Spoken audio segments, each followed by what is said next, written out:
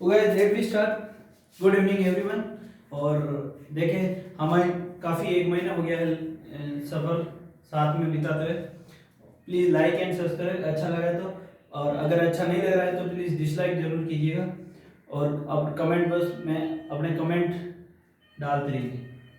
जो भी प्रॉब्लम है हम उनको सॉर्ट आउट करेंगे। कुछ अगर पूछना हो, क्यूरीज हो तो आप कमेंट कर सकते हैं। देखते पिछले वीडियो में हमने देखा था डिफरेंशिएशन की भाई फिजिक्स में जो अपने जितना काम आता है डिफरेंशिएशन उसके बारे में हमने पढ़ा था कि डिफरेंशिएशन कैसे करते हैं, क्या करते हैं, डिफरेंशिएशन में किस प्रकार काम आएगा। और आज हम देखेंगे डिफरेंशिएशन का कुछ हल्का सा पोर्शन जो पीछे कल रह गया था उसको हम आज कवर करेंगे। और उसके बाद हम आज देखेंगे आगे इंटीग्रेशन। फिजिक्स में हमारा जो है इंटीग्रेशन देखेंगे भाई इंटीग्रेशन क्यों जरूरत पड़ी और फिजिक्स में इंटीग्रेशन कैसे काम आता है। ठीक है, तो पहले हम डिफरेंशिएशन कर लेते हैं, बचा हुआ पोर्शन।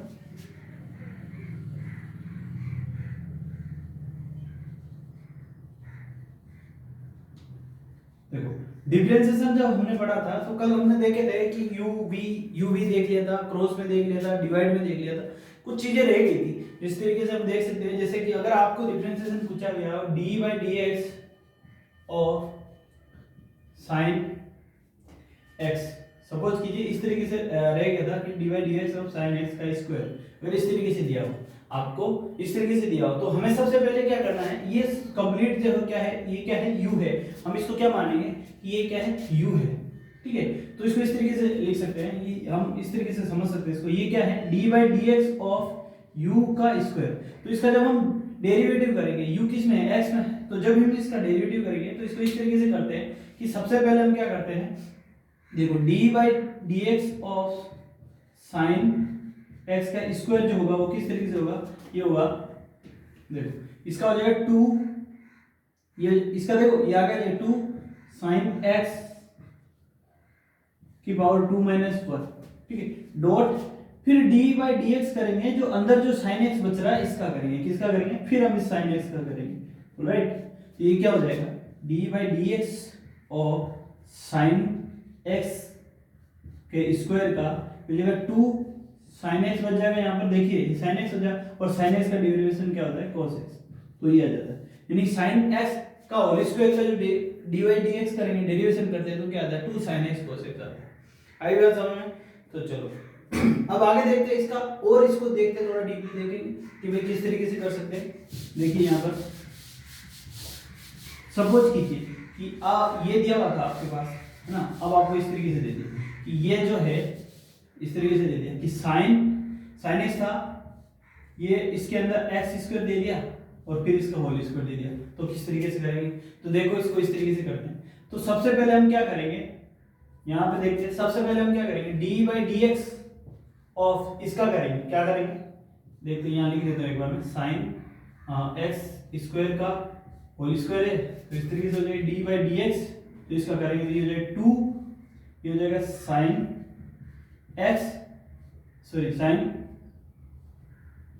एक्स स्क्वायर का होल स्क्वायर है ना, होल स्क्वायर है तो इसकी जगह 2 माइनस 1।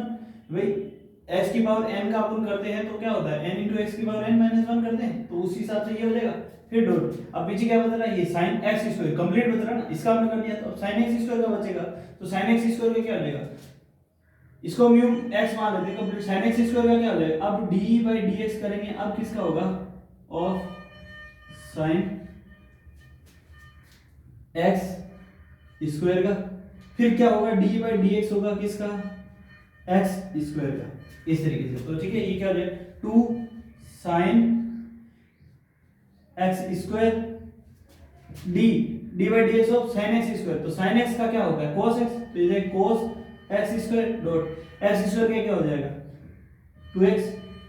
तो इसका आंसर क्या हो गया, ये आपका आंसर आ गया, क्या हो गया कि 2 sin x square, sorry 4 sin x, x यहाँ ले लो, 4x लिख सकते हैं इसको, 4x sin x square cos x square, ये आपके पास क्या आ गया, इसका आंसर आ गया, किसका, डी बाई डी एक्स का sin x स्क्वायर का होल स्क्वायर। तो इस तरीके से कंप्लीट अलग अलग पोर्शन में करते हैं, जैसे सबसे पहले स्क्वायर का कर दिया, फिर इसके sin x का कर दिया, फिर इसके अंदर और का कर दिया, है ना। हमने देखा था जैसे कि दिया हुआ क्या था कि एक फॉर्मूला देखा था, आपने देखा था इस तरीके से कि आपको दिया हुआ था कि sin एक्स का जो डिफरेंशिएशन करना है, आपको क्या करना है, तो हमने लिखा था कि सर ए साइन एक्स ए एक्स आया, किस तरीके से आया आपने लिखा सॉरी ए साइन एक्स ए कोस एक्स कोस ए एक्स आया, ठीक है। आपने देखा सर इस तरीके से ये याद कर लिया आपने, ये आया। तो ये आया कैसे, देखो पहले क्या करते हैं साइन एक्स का करेंगे, इसका करेंगे साइन एक्स का, तो साइन एक्स का क्या हो जाएगा, साइन एक्स का सीधा सा जो डिफरेंशियल cos x, फिर जो पीछे बच रहा है ax का करेंगे d by dx of ax, तो यहां से x का डिफरेंशिएशन हो जाएगा, a कांस्टेंट है तो ये हो जाएगा cos ax, यहां से a बाहर आ गया और पीछे क्या बच गया, पीछे क्या बच गया आपके d by dx of x, और x का डिफरेंशिएशन क्या होता है 1 होता है, यानी कि ये केवल a बच जाए cos ax और a बच जाएगा तो a आगे आ जाएगा, तो इसका जो आंसर है अपने क्या लिखा था a cos ax हो जाता है। ये इस तरीके से a आगे आता है इस फॉर्मूले में जो हम करते हैं। तो ये थोड़ा बेसिक और था जो बस रह गया था कल, इस तरीके से करते हैं। अब हम देखेंगे इंटीग्रेशन, तो इंटीग्रेशन किस तरीके से करते हैं इसको एक बार रफ कर लेते हैं, फिर हम देखते हैं इंटीग्रेशन, और इंटीग्रेशन क्या होता है उसको किस तरीके से यूज करते हैं। ओके गाइस, अब हम देखेंगे इंटीग्रेशन। तो बेसिकली हम देखते हैं कि हमारा जो इंटीग्रेशन है, बेसिकली हम जब देखेंगे कि भाई इंटीग्रेशन होता क्या है, फिजिक्स में इंटीग्रेशन किस काम आता है, तीन चीज देखते हैं, और इंटीग्रेशन किस तरीके से होता है ये सारी चीजें देखते हैं। देखो इंटीग्रेशन नॉर्मली दो तरह के होते हैं, कौन सा होता है, एक होता है इंडेफिनेट, एक होता है इंडेफिनेट, और एक होता है डेफिनेट।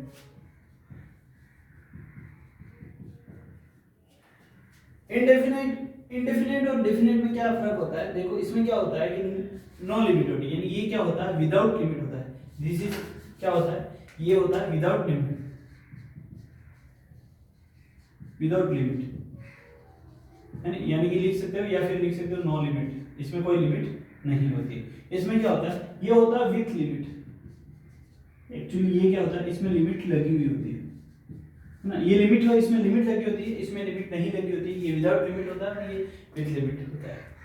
दूसरी चीज होती है कि जो इनडेफिनेट होता है एक्चुअली वो क्या होता है ना, देखो डिफरेंशिएशन और इंटीग्रेशन जो होता है, देखो डिफरेंशिएशन एंड इंटीग्रेशन दोनों क्या होते हैं एक्चुअली एक दूसरे के क्या होते हैं, अपोजिट होते हैं। क्या होते हैं, एक दूसरे के उल्टे होते हैं, मतलब जैसे आप डिफरेंशिएट करते हो तो आप डिफरेंशिएशन कर, जैसे s का डिफरेंशिएशन यहाँ पे देखो फिजिक्स में हमें डिफरेंशिएशन की जरूरत पड़ती है। यहाँ देख लो एक बार कि सपोज आपको एक बार s दिया हुआ है कि 2t² है ना, तो आपको v फाइंड आउट करना है, तो हमें पता है कि हम ds/dt करेंगे है ना, तो जब ds/dt करेंगे t टाइम के रेस्पेक्ट में डेरिवेट करेंगे तो हमें क्या मिल जाएगा, v मिल जाएगा, ठीक है। तो ये सीधा सा है, यहाँ से हमने निकाल दिया कि ये कितना जाएगा 4t, नहीं v बराबर क्या आएगा 4t। लेकिन क्या अगर आपको 4t दी हुई है तो हमें अगर आपसे पूछ लिया, इनवर्स पूछ लिया वापस कि भाई 4t दिया हुआ आपको, रिवर्स पूछा आपको 4t दिया हुआ है, आपसे v s पूछ लिया तो आप कैसे निकालोगे। तो जब v दिया है उसको s निकालने के लिए हम क्या करते हैं, इंटीग्रेशन करते हैं। यहाँ पर भी इसमें क्या काम में लेते हैं, इंटीग्रेशन काम में लेते हैं।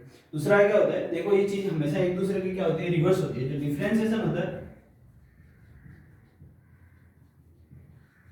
And integration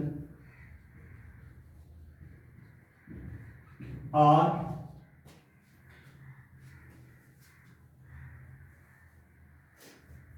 reverse in process of each other. ये एक दूसरे के क्या होते हैं, इनके ये जो डिफरेंशिएशन और इंटीग्रेशन होते हैं वो एक दूसरे के क्या होता है, इनमें जो प्रोसेस होता है वो क्या एक दूसरे के रिवर्स होता है। कि आप डिफरेंशिएशन से इंटीग्रेशन, जैसे s से v डिफरेंशिएट करके v निकाल सकते हो, तो v को इंटीग्रेट करके वापस s निकाल सकते हो। ये हमने देखा था पिछले डिफरेंशिएशन में, मैंने बताया था कि अगर आपको डिस्प्लेसमेंट दिया हुआ तो आप उससे क्या निकाल सकते हैं, वेलोसिटी डिफरेंशिएट करके, और वेलोसिटी से आप क्या निकाल सकते हैं, एक्सेलरेशन। वापस एक्सेलरेशन को इंटीग्रेट करके हम क्या निकाल सकते हैं, वेलोसिटी। वेलोसिटी को इंटीग्रेट करके हम क्या निकाल सकते हैं, डिस्प्लेसमेंट निकाल सकते हैं। तो ये दूसरे एक दूसरे के क्या होते हैं, रिवर्स होते हैं प्रोसेस। ये चीज बहुत इंपॉर्टेंट है, आप इसको ध्यान से देखना कि ये एक दूसरे के क्या होता है, रिवर्स होता है प्रोसेस में, ठीक है। अब किस तरीके से होते हैं, क्यों होते हैं, ये हम आगे देखेंगे। अब हम देखते हैं कि इंटीग्रेशन होता क्या है। एक्चुअली इंटीग्रेशन जो होता है, इंटीग्रेशन की हमें जरूरत क्यों पड़ी, तो इसको देखते हैं कि इंटीग्रेशन क्या होता है। कि आपको ग्राफ दिया हुआ है एक y और एक x एक्सिस के रेस्पेक्ट में, कि आपको क्या निकालना है कि इस कर्व का क्या निकालना है, एरिया निकालना है आपको। इसने जो एक्स एक्सिस के अलोंग जो एरिया बनाया है, कवर किया है, वो एरिया निकालना है, फाइंड आउट करना है। तो ये एरिया अगर आपको फाइंड आउट करना है, ये एक्स दिया हुआ है आपको, ठीक है, तो ये फाइंड आउट करना है, तो आप क्या करते हो, इसको फाइंड आउट कर सकते हो, क्योंकि ये ट्रायंगल बना लिया और अपने ट्रायंगल के मीडियम से इसको फाइंड आउट कर दिया। अब अगर ये स्क्वायर हो, इस तरीके से हो, तो आप स्क्वायर बना के फाइंड आउट कर सकते हो ना। तो कि भाई ये स्क्वायर बना के कर लिया या रेक्टेंगल करके बना लिया, इस तरीके से अगर प्लेन ज्योमेट्री होती है तो हम उसको क्या कर सकते हैं, इस तरीके से बना सकते हैं। लेकिन अगर कुछ डिफरेंस हो जाए कि जो इसकी जो ज्योमेट्री है, कर्व की जो ज्योमेट्री है वो इस तरीके से हो जाए, इसका जो डिस्प्लेसमेंट है या जो इसने एरिया कर्व बनाया वो इस तरीके से हो जाए, सपोज कीजिए इस तरीके से हो गया, ठीक है, ये क्या हो गया, इस तरीके से हो गया। जब अगर इस तरीके का कर्व हो गया तो आप फिर इसको किस तरीके से बनाओ, तो इसका एरिया किस तरीके से निकालो, तो तब हम इसको यहाँ से बना के कोई पर्टिकुलर ज्योमेट्री तो बन नहीं रही भाई। इस तरीके से आप कर लेते हो तो क्या पर्टिकुलर कोई ज्योमेट्री थोड़ी ना, तो ट्रायंगल बन रहा है, ना स्क्वायर बन रहा है, ना रेक्टेंगल बन रहा है ना, तो इस कुछ तरीके कोई ज्योमेट्री नहीं बनती। तो अब इसका इसके द्वारा जो एक्स एक्सिस पर कवर्ड जो एरिया है वो कैसे निकालें, तो इसके लिए हमने क्या किया, एक सिस्टम बनाया। वो सिस्टम क्या कहता है कि हम इस पर अलग अलग स्मॉल ट्रिप्स बनाते हैं, स्ट्रिप बनाते हैं स्मॉल, इस तरीके से स्मॉल स्ट्रिप बनाते हैं, क्या करते हैं, स्मॉल स्ट्रिप बनाते हैं इस तरीके से। आप देख सकते हो इस तरीके से स्मॉल स्मॉल क्या बनाते हैं, हमने स्ट्रिप बनाई, ठीक है। अरे बात समझ, ये है बिल्कुल छोटा, डीएक्स जो पार्सल है बहुत छोटा है।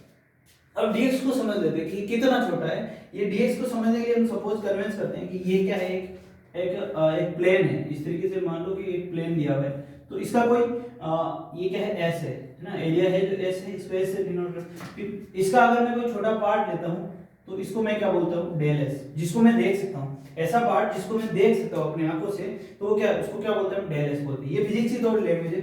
और अगर मैं ऐसा एरिया लेता हूँ जिसको मैं बिल्कुल अपनी आंखों से देख नहीं सकता कि ये क्या है, मतलब यहाँ देख रहे हो लेकिन ना दिखने के बराबर लेते हो, तो वहां क्या होता है, डेल एस होता है ना। उसी तरह की भाई ये बहुत ही स्मॉल डिस्टेंस है, डीएक्स क्या है, बहुत ही स्मॉल है ना। तो जब स्मॉल लेते हैं, जब भी हम स्मॉल चीज लेते हैं तो डीएक्स लेते हैं, ठीक है। यहाँ पर हमने जो है स्ट्रिप बनाई डीएक्स, ठीक है। अब इसकी लेंथ है, सपोज कीजिए ये लेंथ क्या है, y1 है यहाँ से यहाँ तक। तो अब स्ट्रिप द्वारा जो ये रेक्टेंगुलर स्ट्रिप ली हमने, क्या है, तो एरिया ऑफ स्ट्रिप, ठीक है, 1 बराबर कितना है, y1 डॉट dx। क्या रेक्टेंगुलर का एरिया सिंपल सा होता है, रेक्टेंगुलर की लेंथ कितनी है, यहाँ पर y1 है, और इसकी जो डिस्टेंस है वो कितनी है, जो बेस है इसमें कितना है, विड्थ जो इसमें dx है ना। तो ये dx है और ये yx है, तो हमें l इंटू b होता है, तो y1 डॉट dx कर ले, इस तरीके से एरिया निकाले। फिर मैंने क्या करा, यहाँ पर इसका पूरे का एरिया निकालने के लिए पार्सली मैंने क्या, मतलब इसमें क्या है, स्मॉल स्मॉल ये इस तरीके से स्ट्रिप बनाई कि यहाँ पर अगर ये y2 है, ये dx है, यहाँ पर ले लेते सपोज कि अलोंग इसके अलोंग लिया ये इस तरीके से, तो ये क्या है, ये y3 है और ये dx है। तो पूरा कंप्लीट एरिया में मैंने क्या करा, स्मॉल स्मॉल स्ट्रिप लेके फिर मैंने उनको क्या कर दिया, ऐड किया। एरिया ऑफ स्ट्रिप जैसे आप देखेंगे, area of strip, area of strip 2, तो स्ट्रिप 2 का जो एरिया होगा, ये यहाँ पर लेंथ क्या है इसकी y2 और डिस्टेंस इसकी विड्थ क्या है dx, तो ये हो जाएगा y2 डॉट dx है ना। तो area of 3, area of 3, area of strip 3, तो इसमें y3 है, तो ये हो जाएगा y3 dx है ना। टोटल एरिया, अब टोटल एरिया पूछा मुझसे, इसका इस कर्व का पूरा टोटल एरिया पूछा है। जब मुझे टोटल एरिया निकालना है इसका, तो टोटल एरिया कितना हो जाएगा, टोटल एरिया बराबर कितना हो जाएगा, ये area of 1 strip plus 2 strip plus 3 strip, यानी कि जितनी भी स्ट्रिप बनेगी इन सबको क्या कर दूंगा, ऐड कर दूंगा, और टोटल n स्ट्रिप बन रही है सपोज। तो इसको किस तरीके से लिख सकते हैं, हमें समेशन का कांसेप्ट होता है, समेशन ऑफ y की पावर n dx है ना।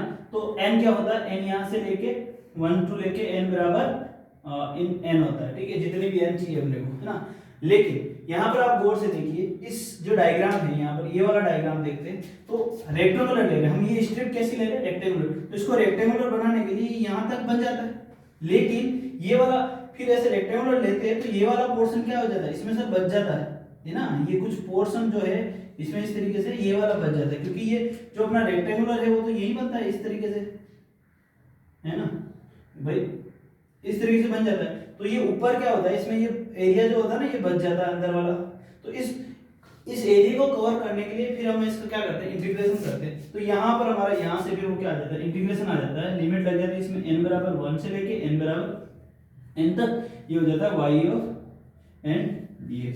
तो यहाँ पर हमारा क्या काम आता है, इंटीग्रेशन। यानी कि इस तरीके से एरिया अगर हमें निकालना है, जो कि होता है हर सेकंड पे टाइम के साथ क्या हो रहा है, चेंज हो रहा है। तो जब चेंज होता है तब हमें क्या करना होता है, पार्शियली लेने होते हैं, स्मॉल लेना होता है, तब इसका इंटीग्रेशन करना होता है। ठीक है, 90% 95% हमारे जो फिजिक्स में इंटीग्रेशन आएगा वो डेफिनेट इंटीग्रेशन आएगा, इंडेफिनेट नहीं आएगा। इंडेफिनेट बहुत ही कम आता है फिजिक्स में, ये मैथ में आता है इंडेफिनेट, लेकिन फिजिक्स में बहुत ही कम आता है। ठीक है, दूसरा ये तो होता है इसकी एरिया में, लेकिन हमारे दिमाग में एक सवाल उठता है कि सर इसको फिजिक्स में ये किस तरीके से काम आता है, फिजिक्स में इसका यूज क्या है इंटीग्रेशन का, फिजिक्स कब काम में, फिजिक्स में कब काम में लेते हैं। तो एक एग्जांपल लेके समझ लेते हैं कि भाई ये फिजिक्स में कब काम आता है। तो इसको एक बार मैं रफ कर लेता हूँ, फिर देखते हैं कि भाई फिजिक्स में इसका है इंटीग्रेशन का जो यूज है वो कैसे होता है और कहाँ होता है।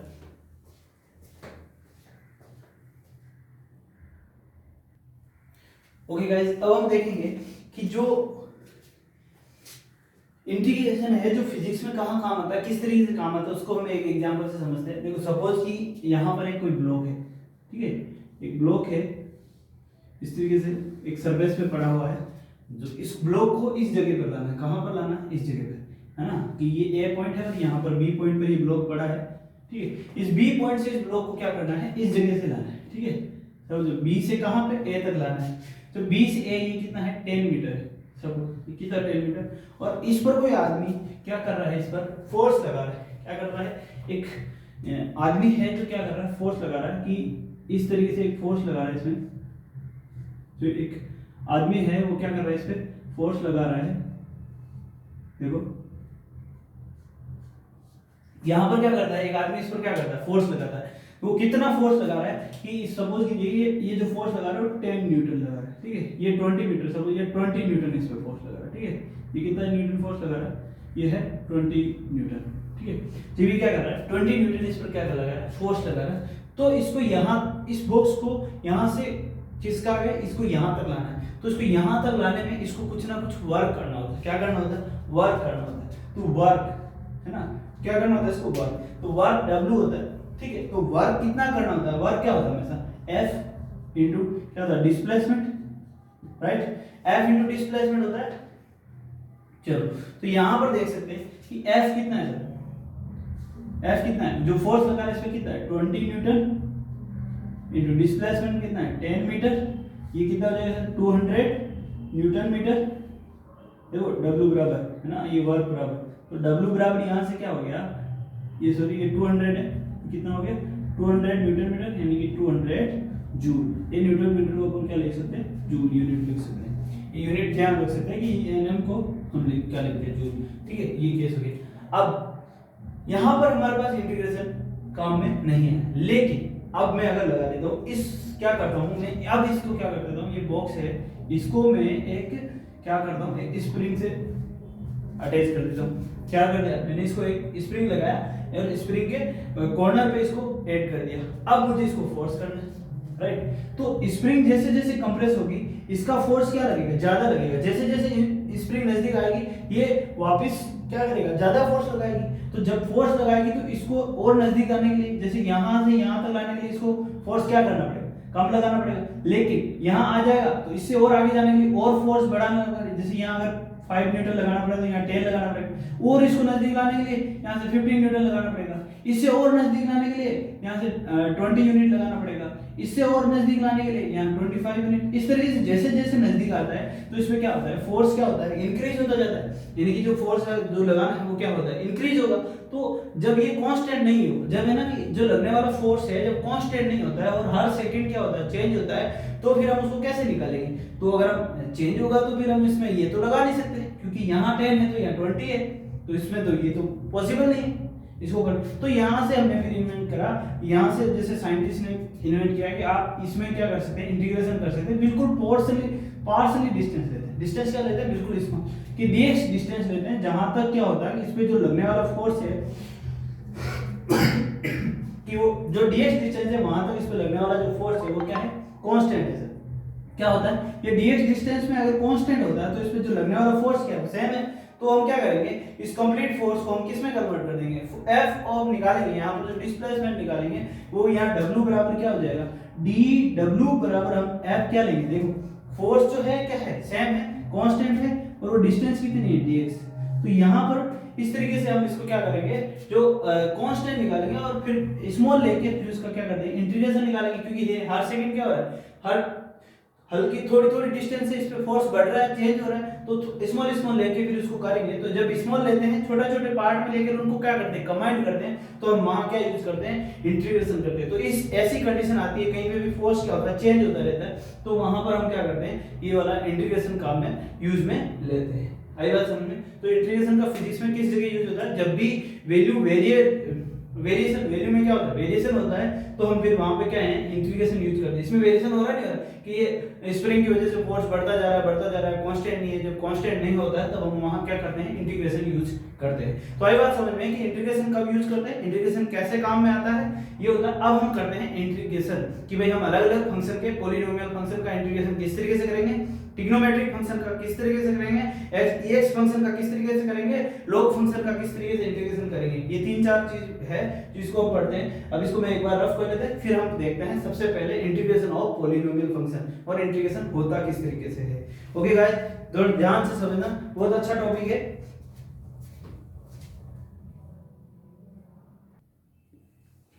ओके गाइस, अब देखते हैं। देखो इंटीग्रेशन को जितना ध्यान से समझोगे उतना अच्छा समझ में आएगा, और एक बार समझ में आ गया तो फिजिक्स के किसी भी डेरिवेशन या किसी भी क्वेश्चन में आपको प्रॉब्लम नहीं आएगी। जहां पर ये क्या है, हमारे ब्रह्मास्त्र है फिजिक्स के दो, डिफरेंशिएशन और इंटीग्रेशन। तो इन ब्रह्मास्त्र को हमें फिजिक्स में बहुत जगह यूज करना होता है, जिससे हम इनको क्या कहते हैं, हम अपने फॉर्मूले डिराइव करते हैं। तो हम यहाँ पर देख सकते हैं कि अब हम इंटीग्रेशन करेंगे, बेसिक से सीखते हैं। बिल्कुल इंटीग्रेशन जो होता है बेसिक सबसे पहले हम लेते हैं, नॉर्मली कोई कांस्टेंट लेते हैं, कोई भी फिक्स डिजिट होती है, जैसे सपोज कीजिए ये क्या है, फिक्स डिजिट है, 2 है, ऑलराइट। तो किसी भी कांस्टेंट, जैसे मान लिया सपोज कि ये 2 है, dx है, तो इसका लेते हैं, तो 2 ऑफ dx, यहाँ पर ये क्या है, c है, ये क्या है, कांस्टेंट है। तो कांस्टेंट क्या होता है, कोई इंटीग्रेशन नहीं होता, कांस्टेंट हमेशा बाहर आ जाता है, तो ये क्या होता है, बाहर आ जाएगा यहाँ पर। जब इसका इंटीग्रेशन का ये लोगो होता है इस तरीके से, ठीक है, तो यहाँ से इंटीग्रेशन में क्या होता है, 2 बाहर आ जाता है, इंटीग्रेशन ऑफ dx। तो dx का जो इंटीग्रेशन होता है वो हमेशा ही क्या होता है, x होता है। क्या होता है, x होता है। क्या होता है, तो ये हो जाएगा इंटीग्रेशन ऑफ dx प्लस इसमें आ जाएगा c। तो अब जब इसको इंटीग्रेशन करेंगे तो ये हो जाएगा इंटीग्रेशन 2x प्लस में आ जाएगा इसमें क्या, c। अब देखो यहाँ पर c क्यों आया है, तो जब भी c बोर्ड, मैंने आपको बताया था जो इंटीग्रेशन होता है दो तरह का होता है, एक इंडेफिनाइट और एक डेफिनेट। ठीक है, जो डेफिनेट होता है जिसमें क्या होती है, लिमिट लगती है, उसमें c नहीं आता है, और जो इंडेफिनेट होता है ना, तो उसमें c आता है। जब भी इंडेफिनेट आता है तो उसमें कुछ ना कुछ कांस्टेंट c आता है। ठीक है, इस तरीके से करते हैं। जब ये इसमें कभी लिमिट नहीं लगी होती है तो उसमें c ऐड हो जाता है। ठीक है, लेकिन हमारे फिजिक्स में 99% 95% ये होता है कि हमारे पास क्या है, डेफिनेट आएगा। ठीक है, फिर भी हम c लिख देते हैं। चलो अब आगे देखते हैं। अगर आपके पास दिया हुआ इंटीग्रेशन ऑफ x की पावर n, हमें क्या करना है, इंटीग्रेशन करना है किसका, x की पावर n का। तो x की पावर n का इंटीग्रेशन किस तरह से होता है, तो इसमें जब इंटीग्रेशन करते हैं तो ये होता है x की पावर n प्लस 1 अपॉन क्या होता है, n प्लस 1।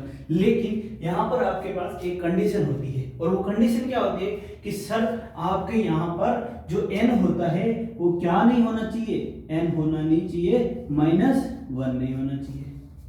n क्या नहीं होना चाहिए, n -1 नहीं हो जाना चाहिए। ये क्या है, इस की मस्ट एक कंडीशन है, इसके साथ जो लगती है, बेसिक है लेकिन इसके साथ एक कंडीशन लगती है। क्या सर क्यों नहीं होना चाहिए, चलो देखते हैं आगे क्यों नहीं होना चाहिए।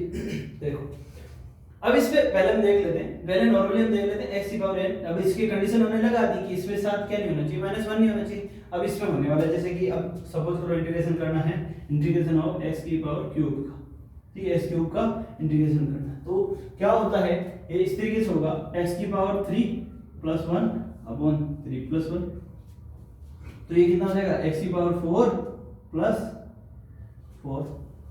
देखो इस तरीके से होता है ना, मतलब x की पावर n है, ये dx होता है सभी में प्लस में। ठीक है, तो जब भी हम इसका करते हैं इंटीग्रेशन, सॉरी इसकी x की पावर n का हम इंटीग्रेशन करेंगे, तो किस तरीके से करेंगे कि x की पावर n प्लस 1 हो जाएगा और 3 प्लस 1 हो जाएगा, ठीक है, तो इक्वल हो जाएगा x की पावर 4/4, कुछ भी हो। लेकिन अब हमने जो सवाल उठाया था कि सर x की पावर n माइनस 1 क्यों नहीं होना चाहिए, तो देखो x की पावर जो होती है माइनस 1 ले लेते हैं, क्या होता है x की पावर जो होती है वो माइनस 1 ले लेते हैं ऑफ dx, तो ये क्या हो जाएगा integration of 1/x of dx। देखो ये बात सारी बात समझ में क्लियर। तो इसका क्या होगा 1 x की पावर माइनस 1 dx को हम क्या लिख सकते हैं 1/x dx, है ना। तो इसको अभी देखो आप समझो कि 1/x dx का इंटीग्रेशन क्या होता है। देखो मैं बताता हूं आपको 1/x dx का जो इंटीग्रेशन होता है वो क्या होता है, तो u1/x जो dx होता है इसका क्या होता है इंटीग्रेशन जो होता है हमें पता है इसका इंटीग्रेशन क्या होता है, इसका इंटीग्रेशन जो होता है वो होता है log x mod x plus c। ये क्या होता है इसका 1 x की पावर इनवर्स dx का इंटीग्रेशन जो होता है इसको 1/x लिख सकते हैं। तो इसका इंटीग्रेशन क्या होता है log mod x plus c। यहाँ पर x क्या होता है हमेशा पॉजिटिव आता है इसलिए इसको मोड में लिखा हुआ है, तो log mod x plus c आता है, ठीक है, क्योंकि log के साथ x हमेशा क्या आता है पॉजिटिव आता है, ठीक है। यहाँ पर एक चीज और ध्यान रखना है, ये सब जगह dx है ना, ये dx यहाँ पे भी है, ठीक है, और c तो ये c है जब भी इनडेफिनेट हो, जैसे यहाँ पर कोई लिमिट नहीं लगी हुई है, लिमिट अभी देखते हैं हम एग्जांपल के साथ कि यहाँ पर कोई लिमिट नहीं लगी है तो सबके साथ में क्या आएगा प्लस में c आएगा, अगर लिमिट नहीं लगी हो तो, ठीक है। अब देखते हैं अगर लिमिट लग जाती है, सपोज कि ये ऊपर वाला एग्जांपल लेते हैं हम कि इस एग्जांपल में इंटीग्रेशन ऑफ, जैसे कि इंटीग्रेशन ऑफ 2 dx किया हमने और इस पे लिमिट लगी हुई है 2 से लेके 5 तक, ठीक है, समझ रहे हो सर। चलो तो हमें पता है कि ये 2 आ जाएगा बाहर, इंटीग्रेशन ऑफ 2 से लेके 5 तक dx का, तो ये क्या हो जाएगा, है ना, तो ये क्या हो जाएगा ये हो जाएगा 2, इसका इंटीग्रेशन करेंगे x होता है राइट, तो x माइनस एक्स, अब ये ना x माइनस एक्स में इसमें देखते हैं कि अगर x आएगा dx का इंटीग्रेशन क्या आएगा x आएगा, यहाँ पे भी माइनस x आएगा, है ना, लेकिन अब x की जो वैल्यू है वो क्या है 2 से लेके 5 है, तो इसमें पुट कर देते हैं, तो ये क्या हो जाता है 2 इंटीग्रेशन ऑफ x की जगह क्या आएगा, वो अपर लिमिट क्या है, ये होती है लोअर लिमिट, ये क्या होती है इसको जो नीचे होती है क्या होती है लोअर लिमिट, और दिस ये क्या होती है अपर लिमिट, क्या होती है अपर लिमिट, ठीक है, ये होती है अपर और ये होती है लोअर। तो अपर लिमिट क्या है 5, तो 5 माइनस लोअर लिमिट क्या है 2, तो इसमें 2 पुट कर दिया, ये आपका क्या हो गया 2 into 3 बराबर आंसर क्या आ गया 6। तो यहाँ पर c जब भी लिमिट आती है इस तरीके से, अगर लिमिट लग जाती है तो c नहीं आता इंटीग्रेशन में, और अगर लिमिट नहीं लगती है तो इस तरीके से क्या आता है c आता है। आई बात समझ में। तो देखना है लिमिट किस तरीके से लगती है, जैसे अब इंटीग्रेशन कर दिया, इसमें एक लिमिट लगाया, सोल्व किया, फिर इसमें वैल्यू पुट की और माइनस किया, ये आंसर आ गया, तो इस तरीके से लिमिट लगेगी, तो ये लिमिट वाला समझ आएगा। अब देखो ये हमेशा क्या होता है, यहाँ से देखो log x ये वाला जो पोर्शन है ना, हमने क्या कहा था कि जो इंटीग्रेशन होता है वो क्या होता है डेरिवेशन का क्या होता है रिवर्स होता है, यानी कि डेरिवेटिव ऑफ log x, है ना, हमने देखा था डेरिवेटिव ऑफ log x का जो होता है d/dx ऑफ log x कितना आया था हमारे पास 1/x आया था, नहीं आया था, तो देखो यहाँ पर 1/x dx का इंटीग्रेशन करते तो क्या आ रहा है अपने पास वापस log x आ रहा है ना, तो ये उल्टा है कि नहीं रिवर्स है कि नहीं, यानी कि हमेशा क्या होता है इंटीग्रेशन जो होता है वो हमेशा डेरिवेटिव का क्या होता है, ये एक दूसरे के क्या होते हैं रिवर्स प्रोसेस में क्या होते हैं रिवर्स प्रोसेस होते हैं, ठीक है। चलो आगे बात समझ में आता है। अब हम देखते हैं पॉलिनोमियल पे, ये देख लिया हमने, इसकी पावर देख लिया, अब हम आगे देखते हैं कुछ और एग्जांपल लेके कर सकते हैं इसको, जैसे कि अब हम x की पावर n का समझ में आएगा। अब हम देखते हैं ट्रिग्नोमेट्रिक इनवर्स। ट्रिग्नोमेट्रिकल इनवर्स में जैसे हम देखते हैं कि sin x जो होता है उसका देखेंगे कुछ फॉर्मूले हैं, इसको मैं एक बार रफ कर देता हूँ और नोट कर देता हूँ। चलिए ये बात आ गई समझ में, ये होता है इस तरीके से इंटीग्रेशन होता है। अब सपोज कीजिए कि एक एग्जांपल और ले लेते हैं अपन इंटीग्रेशन का, कि इंटीग्रेशन इस बार ये क्यूब 3 का कर दिया, ठीक है। अब हम इंटीग्रेशन करते हैं x² प्लस x, है ना, ठीक है, का आपको क्या करना है इंटीग्रेशन करना है, इस तरीके से इंटीग्रेशन करना। तो आप किस तरीके से करोगे, यहाँ पे लिख देते हैं कि आपको क्या करना है x² प्लस x का इंटीग्रेशन करना है, ठीक है, dx। तो ये क्या हो जाएगा अलग अलग हो जाएगा, integration of x² dx plus integration of x dx। तो x² का क्या हो जाएगा x की पावर 2 प्लस 1 अपॉन देखो क्या हो जाएगा 2 प्लस 1 नीचे, और प्लस x का क्या हो जाएगा x की पावर 1 प्लस 1, नीचे क्या हो जाएगा 1 प्लस 1 और प्लस में सी, जब भी लिमिटेड, जब भी डेफिनेट नहीं है, इंडेफिनेट है तो प्लस में सी लग जाएगा। तो ये कितना हो जाएगा, x की पावर 3/3 प्लस x की पावर 2/2 और प्लस सी। अगली बात समझ में, इस तरीके से अलग अलग हो जाएंगे। ओके, आगे देखते हैं। इसको नोट कर लीजिए, फिर इसको रफ कर लीजिए, फिर हम आगे देखते हैं ट्रिग्नोमेट्री की फंक्शन है उनका इनवर्स इंटीग्रेशन किस तरीके से होता है, कुछ चीजें देखते हैं, नोट कर लेना।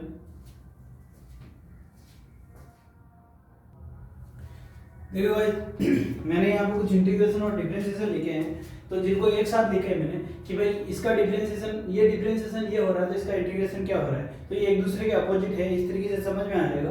तो देखो डिफरेंशिएशन है डी कांस्टेंट का, अगर किसी कांस्टेंट का अगर हम डिफरेंशिएशन करते हैं तो जीरो आता है, और जीरो का अगर इंटीग्रेशन करते हैं तो क्या आता है, सी आता है, वापस कांस्टेंट आता है। इसी तरह देखो x की पावर n है, इसका अगर डिफरेंशिएशन करते हैं तो n x की पावर n-1 आता है, और इसका इसी की पावर, इसका इंटीग्रेशन करते हैं तो x की पावर n+1/, ये आता है। ठीक है, ये समझ सकते हो, आराम से देख सकते हो। ये log x है तो log x का 1/x आता है, वापस इंटीग्रेशन ऑफ 1/x करेंगे तो देखो यहाँ पर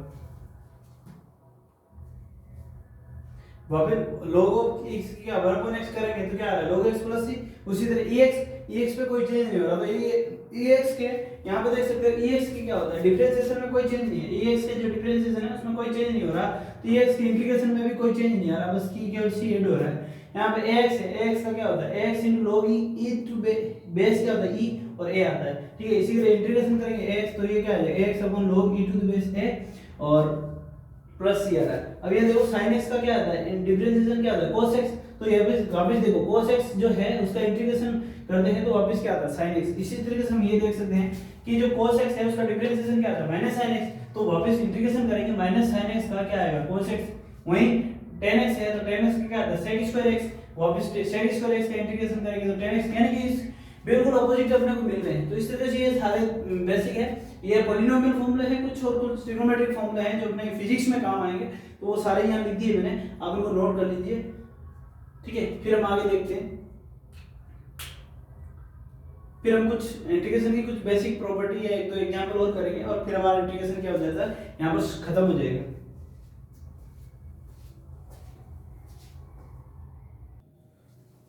ओके गाइस, अब हम देखते हैं, हमने देखा था कि जब भी हम y बराबर fx की बात करते हैं, कि हम नॉर्मली कर लेते हैं कि y बराबर दिया हुआ है कि f ऑफ x दिया हुआ है तो हम इसका इंटीग्रेशन कर लेते हैं, integration of f of x dx कर लेते हैं। लेकिन अगर अपने पास दिया हो, सपोज कीजिए आपके पास दिया हुआ f ऑफ x जो है वो क्या है, इस तरीके से दिया हो कि x प्लस b दिया हो, ठीक है, इसका आपको क्या करना है, इंटीग्रेशन करना है। f of x plus b दिया हुआ है, इसका आपको क्या करना है, इंटीग्रेशन करना है। तो इसका इंटीग्रेशन इस तरीके से होता है कि integration of f of x है ना, इसको कंप्लीट, एक बार इसको क्या करना होता है, फिर आप इसको कंप्लीट क्या करोगे, x मान लोगे, क्या मान लोगे, इसको पूरे को एक बार क्या मान लोगे, x मान लोगे। ठीक है, तो इसको जब हम पूरे को x मान लेंगे, ठीक है, एक बार इसको पूरे को क्या सपोज करके x सपोज करके इसको चलना है, तो integration of f of x dx, ठीक है, और अपॉन क्या आ जाएगा, जो इसका कोएफिशिएंट है a, अपॉन क्या आ जाएगा, इसका कोएफिशिएंट होता है। तो इस तरीके से ये आएगा इसका आंसर। ठीक है,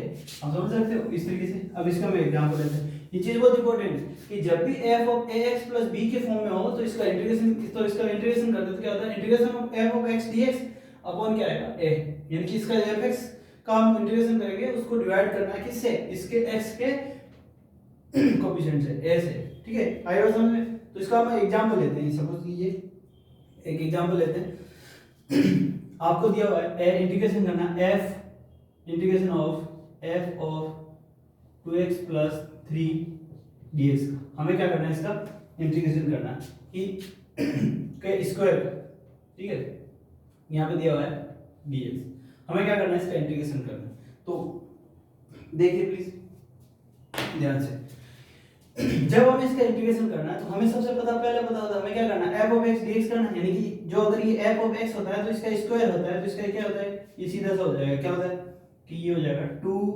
ऑफ x प्लस 3, अब यहाँ पे क्या दिया हुआ x की पावर n है तो ये 2 प्लस 1 अपॉन क्या आ जाएगा 2 प्लस 1, यहाँ पर हम एक लिमिट ले लेते हैं 0 से 2, सपोज इंटीग्रेशन करना है लिमिट से, ठीक है, तो 0 से 2, तो ये लिमिट ले लिया 0 से 2 ले लिया। तो अब इसका इंटीग्रेशन करना, तो इंटीग्रेशन क्या हो जाएगा, इसको x fx के रूप में मान के करेंगे। जब ये f ऑफ x है तो x का स्क्वायर का क्या होता है, x की पावर n होती है, तो हम क्या लिखते हैं n plus 1 upon n plus 1 करते हैं। तो यहाँ पे n प्लस 1 प्लस ये कर दिया।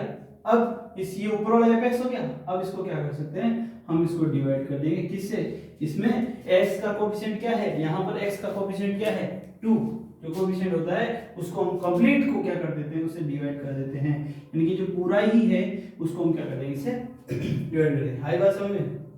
चलो यहाँ पर लिमिट दी हुई है, क्या दी हुई है, 0 से लेके 2 तक हमें क्या दिया हुआ है, यहाँ पर लिमिट दिया हुआ है। तो अब हमें आगे क्या करना है, इसको इस तरीके से करना है। देखो ये अब ये कितना हो गया 1/3, तो इसको मैं बाहर ले लेता हूँ, ये क्या आ जाएगा, कांस्टेंट है, कांस्टेंट अंदर काम नहीं आएगा, 1/3 हो जाएगा इक्वल में। अब अंदर क्या बच गया 2x प्लस 3 का क्यूब की लिमिट लगेगी क्या 0 से लेके 2 और अपॉन क्या है 2। कोई प्रॉब्लम यहाँ तक, कोई नहीं। आगे देखो अब लिमिट इसमें पुट कर देते हैं। पहले क्या करते हैं, अपर लिमिट पुट करते हैं 1/3 अपर लिमिट पुट करेंगे, ये कितना है 2 इंटू एक्स की जगह क्या पुट करना है 2 प्लस 3 की क्यूब, ये क्यूब है, माइनस 2 इंटू क्या लोअर लिमिट क्या 0 प्लस 3 का क्यूब अपॉन क्या है, इसकी कंप्लीट के नीचे क्या है 2 चल रहा है, ये ध्यान रखना, ये 2 नीचे आएगा जरूरी है। चलो जब इसको इस तरीके से करेंगे तो हम सोल्व कर लेंगे, ये इस तरीके से सोल्व हो जाएगा। आगे हम देख सकते हैं 1/3, देखो इसको क्या है डिवाइड में है तो 1/2 कर सकते हैं, तो ये कंप्लीट इस तरीके से हो जाएगा। ये देखो ये क्या है 7 का क्यूब माइनस ये 0 प्लस 3 यानी कि 3 का क्यूब अपॉन क्या है ये 2, तो 2 का ऊपर लेके आप इसको क्या रख सकते हो 1/3 का 1/6, इस तरीके से आप इसको सोल्व कर सकते हो कंप्लीट को, ये आपका आंसर आ जाएगा। चलो भाई बात समझ में, इसको नीचे ले सकते हो, ये जाएगा, आगे आप सोल्व कर सकते हो। इस तरीके से सोल्व करना। मेन क्या है कि ये fx और ax प्लस b दिया होता है ना, तो इसमें क्या होता है a से डिवाइड हो जाता है, ये तो होता है पॉलिनोमियल में। अब हम इसको करते हैं ट्रिग्नोमेट्रिक, अगर हमें ट्रिग्नोमेट्रिक फंक्शन दिया होता है तो इसको किस तरीके से करेंगे, बाकी आप इसको आगे सोल्व कर देना। ट्रिग्नोमेट्रिक फंक्शन में देखो एग्जांपल लेते हैं कुछ ट्रिग्नोमेट्रिक फंक्शन का, मैं इसको रफ कर लेता हूं। ओके गाइस, अब देखते हैं ट्रिग्नोमेट्रिक फंक्शन देख लेते हैं कि यहाँ पर देखो एक ट्रिग्नोमेट्रिक फंक्शन दिया हुआ है, integration of sin 2x + 1 of dx, इसका क्या करना है हमें इंटीग्रेशन करना। जब इसका इंटीग्रेशन करेंगे तो sin x का क्या होता है माइनस cos x, ठीक है, तो sin x का क्या होता है cos x, तो sin x का जब इंटीग्रेशन करेंगे तो इंटीग्रेशन ऑफ sin x का हो जाएगा, देखो माइनस cos, अब ये क्या x, तो x में क्या हो जाएगा, जब माइनस sin x का इंटीग्रेशन क्या था माइनस cos x, तो ये 2x + 1 क्या आ जाएगा यहाँ पर एज इट इज आ जाएगा 2x + 1 अपॉन ये क्या है x का कोएफिशिएंट क्या है यहाँ पर 2 है, तो डिवाइड बाय 2 आ जाएगा, ये इसका क्या आ जाएगा आंसर आ जाएगा। जब इसका sin x का इस तरीके से अगर दिया हुआ और इंटीग्रेशन करते हैं तो जो अंदर जो x के साथ कोएफिशिएंट होता है उसको क्या करते हैं नीचे डिवाइड करते हैं। अब ये इसको किस तरीके से करेंगे, देखो ये क्या है इंटीग्रेशन ऑफ, इसका इंटीग्रेशन क्या हो जाएगा, जब भी 1/x में या 1/x की फॉर्म में आता है तो log में आता है, तो इसका आंसर क्या आएगा log में आएगा, तो ये जाएगा log 2x + 1, अब प्लस में c चल रहा है यहाँ पे, ठीक है, +1 अपॉन यहाँ पे कोएफिशिएंट क्या है 2 + c, इस तरीके से आ जाएगा। दूसरा देखते हैं, अब यहाँ पे सपोज कि e की पावर 2x दिया हुआ अपने को है ना, तो इंटीग्रेशन ऑफ e की पावर 2x ऑफ dx करना है, तो e की पावर x का तो क्या होता है e की पावर x ही होता है, तो e की पावर 2x अपॉन x का कोएफिशिएंट क्या है 2, तो ये आ जाएगा 2 + c। तो इस तरीके से इंटीग्रेशन करते हैं। तो आज आपका इंटीग्रेशन खत्म हो गया है, अच्छी तरह से समझ में आ गया, मैं आशा करता हूं आप सबको समझ में आ गया। प्लीज लाइक एंड सब्सक्राइब और सपोर्ट। Okay, good night.